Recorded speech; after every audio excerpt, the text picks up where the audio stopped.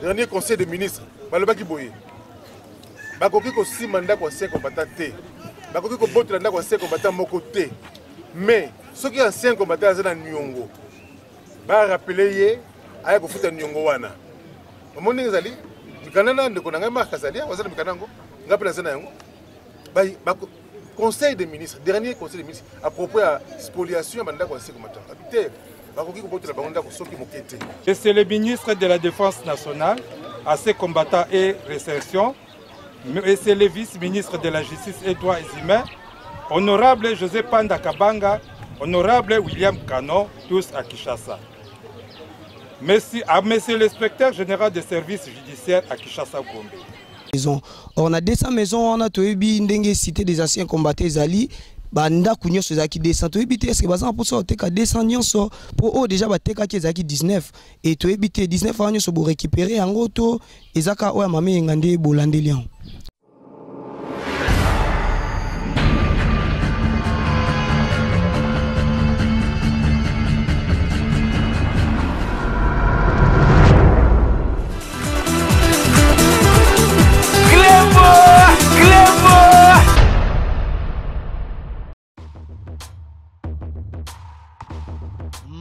Masolo, vraiment solo yango yé na katiakin. Balui pona ba kinois, résidence Kifwani. Yango yo na katiakin, na katiambinja pigeon. Balubi pona ba chambre deluxe. Ba chambre bien, ba chambre propre. Hôtel deluxe yango na katiakin, na katiambinja pigeon. Tozali awa na résidence Kiamfwana. Ils sont situés dans la commune de Ngalema, dans le quartier Binza Pigeon, sur l'avenue Congo Yassika, numéro 22. Alors là, nous vous offrons des beaux appartements pour notre séjour dans le quartier Kin. L'herbozo y a na Kin, dans séjour dans les vacances. Tout bosengeli dans le logement ya kitoko, yango tozo kotia à disposition na bino appartement mibale au bozo pour visiter au Pebromona et Zali donc appartement moko ya niveau moko très somptueux et ça de la qualité moko bien et puis très propre je crois que Bromona on ba image intina tia commentaire mingi Bromona on ba image tozo ko répéter adresse na biso et Zali bongo na avenue Congo ya Sika numéro 22 quartier Binza Pigeon commune Ngalema, numéro de téléphone Nabiso Ezali 082 42 00 716. Pour na batubazali na poto broko benga monsieur Kiamfwana na numéro plus 33 62 87 23 782. Voilà.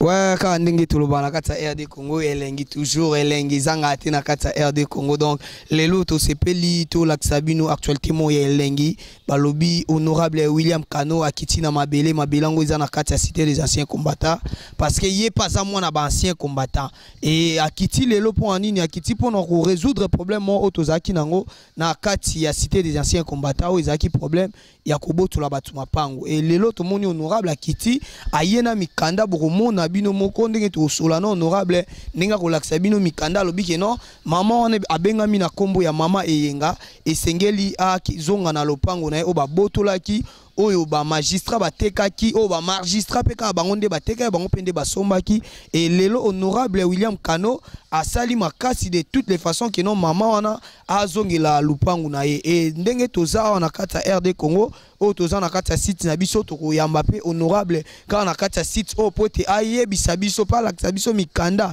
eloko nini la c'est vraiment me yenge sengeli azwa lupango na ye et ndenge ni tokoki ko tielika vraiment ke ba mapango nyonso o ba yebaki na koteka na kati ya cité des anciens combattants na commune Ngalema et ba mapango wana eza récupéré donc nde toza boyebo za la toujours connecté toujours poussa na pene pene toujours la sabino non événement ndenge lekaki parce que avant boye balikambo to solano honorable il faut bon non événement ndenge lekaki babidon ezaki demi guerre parce que batpe basilika ki po o ezali cité eza cité o ba belge batikela bakoko na biso babunda bitumba alors tant bapesi bango ba mapango wana eza parce que ba méritaki yango po babunda bitumba makasi et tokolakisa bino ndenge nini bana bandeko pe ya cité basilikaki ndenge nini bandeko oyo bana bakoko ya ancien combattant basilikaki basalaki vraiment désordre masasi ebetamaki connecté na kati ya RD Congo Info bokomona ndenge nini masasi ebetamaki et donc to risquaki même bato bakufa mais bato bakufa kité makambo eleke nyonso malamu mais désordre ezaki osakana te na sabino donc alengonzo désordre osakana te.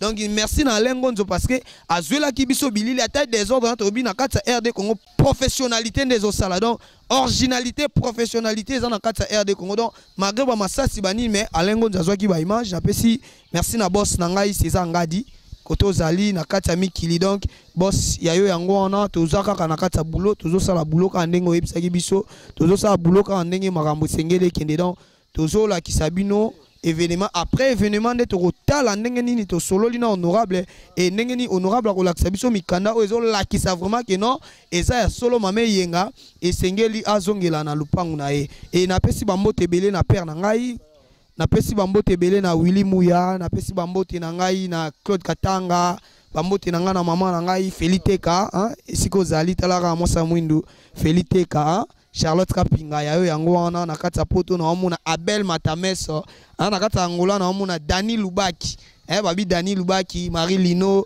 yayo yango wana ba tante na ngai donc bambote na bino yango wana na sepeli vraiment dans tout cas toujours connecté total événement ndenge lekaki on y va à Lengonzo.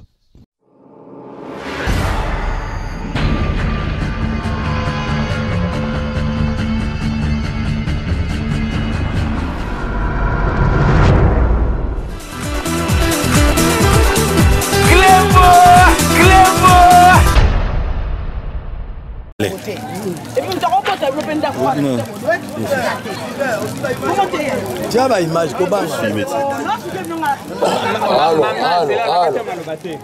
on est le temps à passer une dame pour moi, pas à faire, on va taper ça en dégaine. Et ça qui ça. Allô, allô. Je vais te battre,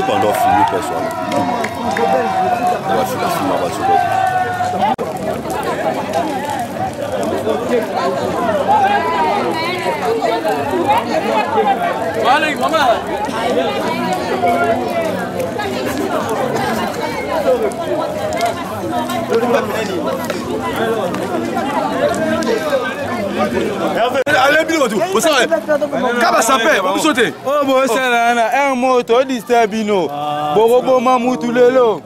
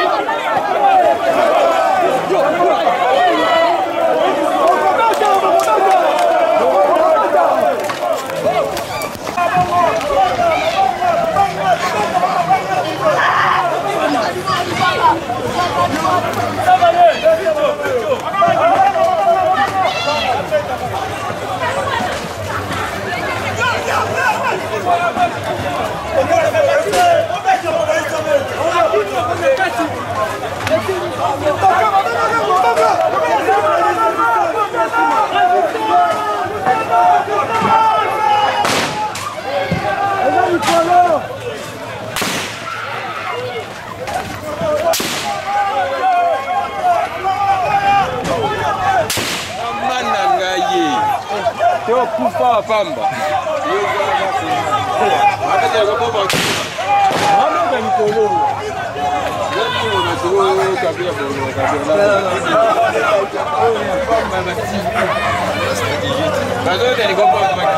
Bameta likolo. Te.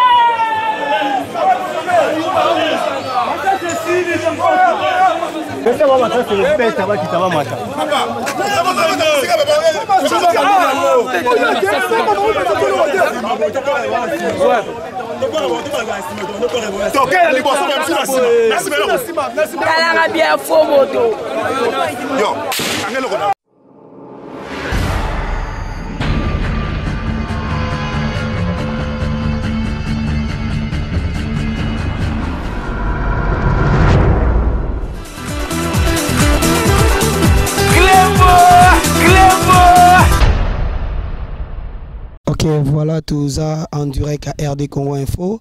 Et lelo toza na kati ya cité des anciens combattants na commune Ngalema toyebi biso bansondenge désordre zoleka na kati ya commune Ngalema et lelo toyoki bakiti na mabele baye po balobela biso makambo toyebi te makambo ngo baye kolobeza nini et toza na honorable na oesika akomeka koyebisa biso loko nini bakiti na ngonga oyo kati na Ngalema kati na cité des anciens combattants esika oyo tomona ki ba désordre lekaki tomona ki ba problème ndenge na ndenge o etali makambo mapangu et lelo honorable tomona kiti susu toyebite honorable ayeko sala nini tozo landa o honorable ayeko sala kati na esika. Bonjour honorable. Bonjour, merci bien.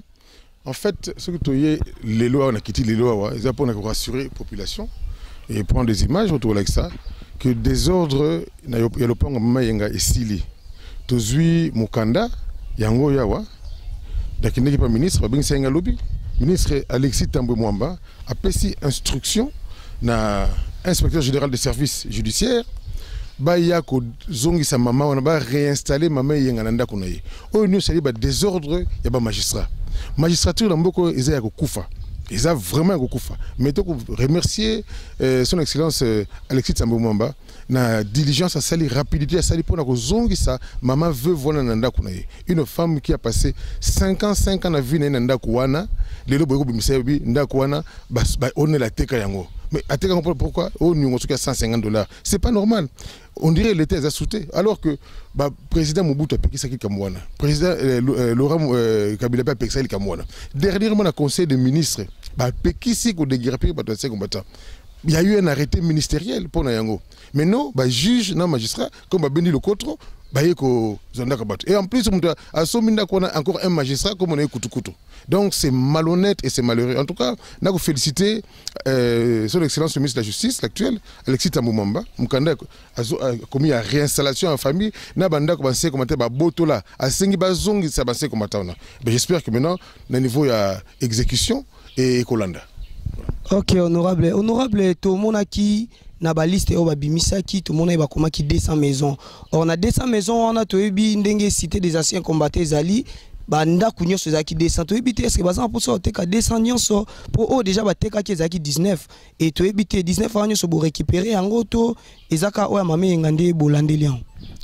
À partir ya o ya mame yenga nyonso ekozonga eza 200 maisons te zali ba ndaku concerné zali je crois si je me trompe pas 21 maisons, si je ne me trompe pas, 21 maisons. Il y a déjà 3 maisons, magistrats, bazui yango. Et ça dit quoi, il y a magistrats. Magistrats, parce qu'ils vont récupérer 3 maisons. Hein? Mais notre ministre, l'être ministre, veuve ancien combattant, il faut ezonga. Parce que nous, on connaît quand même l'histoire de cette cité. On a un ancien combattant. Le président national ancien combattant, il y a un Kabola qui banda nous donc tu es histoire, tu es historique à Makambo, jeunesse à Makambo. C'est comme ça, monsieur, qui a $150, $200 dans niveau il y a Onel Yakala, Onel PC Koufanango. Bango. Babi si bango le komote bake ba teki banda ko pona asa nyonga $200. Alors l'état l'habité bo tekate bo zongi sa banda ko na bango bo bisa bango basi sa nyongo soki nyongo ezaya solo basi sa nyongo mais comme avec copa magistrat na magistrat na 3 inspecteurs judiciaires na 2 huissiers ba yokani allez ba déloger ba ancien combattant pour besoin ndako na mais aussi mbate donc li kopese bébé nango ndето sur la boli kopese bébé. Ok, vraiment, donc, nous sommes kaka honorable Ndaye Biso Likopé Baby. Donc, les lots, toujours continuer na kati ya RD Congo Info, to ye bandenge nini, makambo e kosuka, parce que to la kisaki binon denge bandi, et toujours continuer, toujours honorable, et tout le monde ndenge nini, honorable à kolaksa biso mikanda, à kolobela biso, denge mama, à ozonga na kati andako. Alors, restez toujours branchés na kati RD Congo, toujours longo, toujours continuer alors.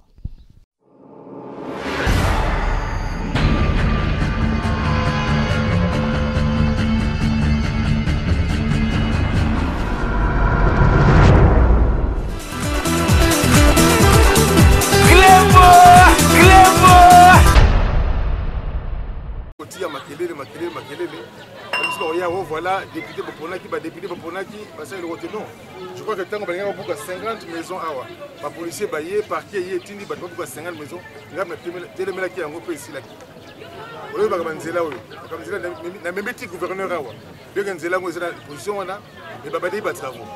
Naka une fois on a check sur ma kilomètre parce que ça ma kilomètre aussi ça ma kilomètre contre ngai comme on ngai c'est pas grave ngai non ça musala ou signer la salle à mon ministre de la justice na soye le ministre de la justice pour la kaya cité ancien combattant komanda ko na za 21 maisons oyo sengeli oyo ba magistrat moko basala yili ko para bango ba botuli yango c'est ça à l'insu de tout le monde Mobutu a pekisa ke makambo wana Mzee Laurent Kabila a pekisa ke makambo wana le conseil des ministres a pekisa ke makambo wana mais comme les magistrats ils ont copé na bango na bango bayokani abe basali likambo wana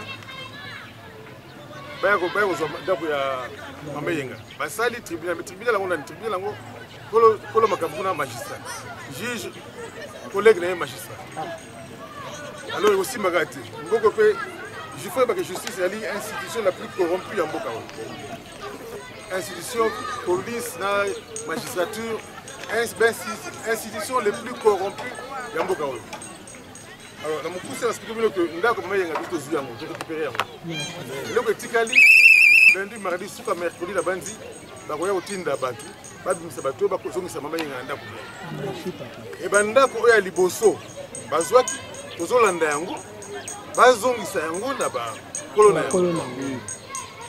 Donc premier awa naza na copie à lettre ministre Alexis Tambo Mwamba donc ministre ya justice ya sikoyo asali copie pe apesi ba instruction bazongisa ndako. Alors nani nakendeki na marque mwana mama yenga nazwaki ye tokendeki na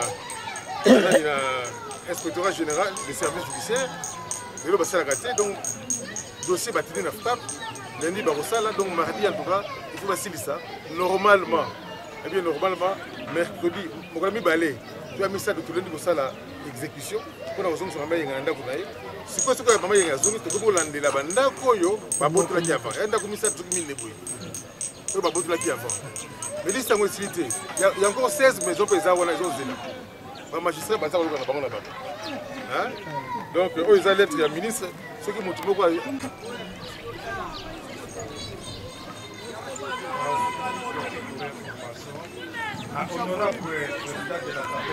Et c'est le ministre de la Défense nationale, à ses combattants et réinsertion, et c'est le vice-ministre de la Justice et droits humains, honorable José Panda Kabanga, honorable William Kano, tous à Kinshasa. Merci à monsieur l'inspecteur général des services judiciaires à Kinshasa Gombe. Objet, dossier vente des maisons des anciens combattants à Kinshasa Ngaliema et leur équipement. Monsieur l'inspecteur général, je suis saisi par les veuves et orphelins des anciens combattants de la cité ex-roi Baudouin dans la commune d'Engaliema à Kinshasa au sujet du déguerpissement dans des conditions inhumaines dont 3 familles ont déjà été victimes à la suite de la vente à des tiers et en exécution des jugements obtenus par les acquéreurs confirmant la dite vente, jugement RC 65 697 RIH 50 345 cité à ces combattants Kinshasa Gombe. Pour rappel, c'est depuis 1995 que le gouvernement de la République a décidé d'attribuer aux anciens combattants et à ces reconnaissances des loyaux services rendus à la nation les maisons qu'ils ont occupées. C'est donc en violation flagrante de cette décision du gouvernement, maintes fois confirmée et rappelée, que 19 de ces maisons ont été vendues. Suite, il y a lieu d'une part de restaller sans délai les 3 familles déguerpies et d'autre part de s'asseoir à l'exécution. Il va en effet de la crédibilité de l'autorité de l'État. Voudrez-vous réserver à la présente bénéfice de l'exigence et de me faire rapport? Veuillez agréer, Monsieur l'inspecteur général, l'assurance de ma parfaite considération. Alexis Tamboué Mwamba. Merci. Donc, à Sengi, Basala Noki, et les camicolotés, puis il y a un rapport, il y a un dossier pour Yemoko, à qu'on a des dossiers. Donc, pour vous dire que c'est fait, et puis tu as landé là-bas, ma pas on bossa botolaki. Et puis ma pas on a bateka ki yango, tu ko zongi ça moi c'est combattant ba colonne yango. Donc processus est en marche déjà. Je pense que le président ministre Alexis Tamboué Mwamba alinga sala mosala wana. Solo na ye azad d'accord ya billet, ba ko sima ba c'est combattant, ba ko sima ba na c'est combattant. Yemoka lobia wana mukanda na yo yemoka komi, que ba rendre d'immenses services à la nation. Même dernier conseil des ministres concernant la spoliation, c'est-à-dire que la tour bébé pendant conseil combattant, la petit ça qui est le conseil des ministres. Au bas salé parce que ils ont bango na bango, ba magistrat. Et on va salé Camboy. Donc c'est un peu ça le problème. Alors mais seulement le comme ça, il y a moi pas ces alliés na comprendre gâté. À chaque fois il y a un problème ici, l'ancien combattant. Comment on a monté l'ancien combattant? Motoya wate député Maouti Boye alors n'importe quoi na komo na ngai bino sima monsieur bazo betele maboko bazo betele maboko ngana pesi exemple moko ngana ngene ko samba bino boye bitele ngana samba ki pour l'état senga ki ba boma 50 maisons à na Cuba na boyaki la seule interjection ba yo funda ngai na kai ko samba pour na nini na boye l'état buka banda kwa na papa zwa so boye na papa zwa bon le long Makamongo, il est qui? Parce qu'ils ont raison. Heureusement, le secrétaire général au Léco, la dernière minute, a béni ici sur le bureau, tu peux s'en aller au bureau. Je me répète encore. C'est là quand même, il y a un gouverneur, à Banin, c'est là, il y a le bac qui a brûlé les bandits. C'est compliqué. Il faut tout le monde.